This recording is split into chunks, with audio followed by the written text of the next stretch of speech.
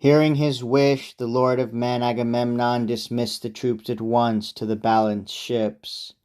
But the chief mourners stayed in place, piled timber, and built a pyre 100 feet in length and breadth, and aloft it laid the corpse with heavy aching hearts. And droves of fat sheep and shambling crook-horned cattle they led before the pyre, skinned and dressed them well. And the great-hearted Achilles, flensing fat from all, wrapped the corpse with folds of it, head to foot, then heaped the flayed carcasses round Patroclus. He set 2-handled jars of honey and oil beside him, leaned them against the bier, and then with wild zeal slung the bodies of 4 massive stallions onto the pyre, and gave a wrenching groan. And the dead lord Patroclus had fed 9 dogs at table.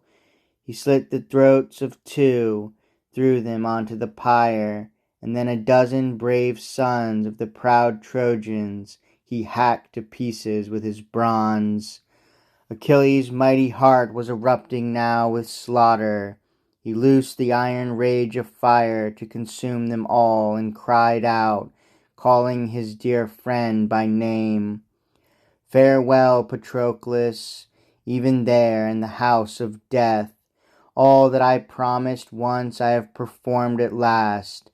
Here are 12 brave sons of the proud Trojans. All, the fire that feeds on you devours them all, but not Hector, the royal son of Priam. Hector I will never give to the hungry flames. Wild dogs will bolt his flesh." So he threatened, but the dogs were not about to feed on Hector. Aphrodite, daughter of Zeus, beat off the packs day and night, anointing Hector's body with oil, ambrosial oil of roses, so Achilles could not rip the prince's skin as he dragged him back and forth. And round him Phoebus Apollo brought a dark cloud down from high sky to the plain, to shroud the entire space where Hector's body lay, before the sun's white fury could sear away his flesh, his limbs and sinews. But the pyre of dead Patroclus was not burning, and the swift runner Achilles thought of what to do. Stepping back from the pyre, he prayed to the 2 winds, Zephyr and Boreas, west and north, promised splendid victims, and pouring generous brimming cups from a golden goblet, begged them to come, so the wood might burst and flame, and the dead burn down to ash with all good speed. And Iris, hearing his prayers, rushed the message on to the winds that gathered now in stormy Zephyr's halls to share his brawling banquet. Iris swept to a stop, and once they saw her poised at the stone threshold, all sprang up, each urged to sit beside him, but she refused, pressing on with her message. "No time for sitting now. No, I must return to the ocean's running stream, the Ethiopians' land. They are making a splendid sacrifice to the gods. I must not miss my share of the sacred feast. But I bring Achilles' prayers. He begs you to come at once, Boreas, blustering Zephyr. He promises splendid victims.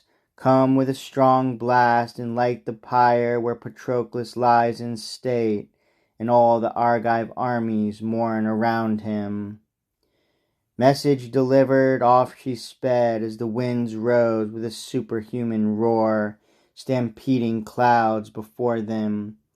Suddenly reaching the open sea in gale force, whipping whitecaps under a shrilling killer squall, they raised the good rich soil of Troy and struck the pyre, and a huge inhuman blaze went howling up the skies.